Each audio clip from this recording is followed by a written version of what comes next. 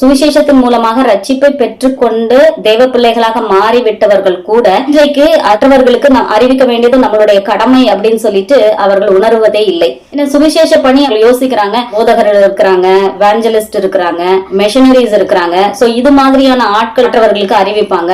நம்ம அப்படியெல்லாம் பண்ணணும்னு அவசியம் இல்ல, நம்ம வெறுமனே பணத்தை கொடுத்துட்டா போதும் அப்படின்னு மனதிற்குள்ளே நினைத்துக் கொள்கிறார்கள். நிறைய சுவிசேஷகர்கள், போதகர்கள் என்று தங்களை தாங்களே அழைத்துக் கொள்கிற பல நபர்களும் தான் சொல்றாங்க. அதாவது நீங்க எங்களுக்கு பணத்தை அனுப்பிச்சு வச்சிடுங்க, நாங்க மற்றவர்களுக்கு சுவிசேஷம் சொல்லுவோம், உங்களுடைய பெயர்களே அது பரலோகத்திலே கணக்கு எழுதப்பட்டுவிடும் அப்படின்னு இவங்க இப்படி போதிக்கிறதுனால பலரும் என்ன நினைச்சுக்கிறாங்க அப்படின்னு சொன்னா, நம்ம பணத்தை அனுப்பிச்சு வச்சுட்டா போதும், சம்பாதிப்பது, நமக்கு பிள்ளைகளை வளர்ப்பது, அவர்கள் மூலமாக பணத்தை கலெக்ட் பண்ணி இப்படிப்பட்ட போதகர்களுக்கும் எவாஞ்சலிஸ்டுக்கும் மிஷனரிஸ்க்கும் நம்ம அனுப்பிச்சு கொடுத்துட்டோம் அப்படின்னு சொன்னா தேவனுடைய சுவிசேஷ பணி எப்படியாவது நடந்து முடிஞ்சிடும் அப்படின்னு சொல்லிட்டு அதை தான் தங்களுடைய பிரதான வேலையாக எடுத்துக்கொண்டு இருக்கிறார்கள்.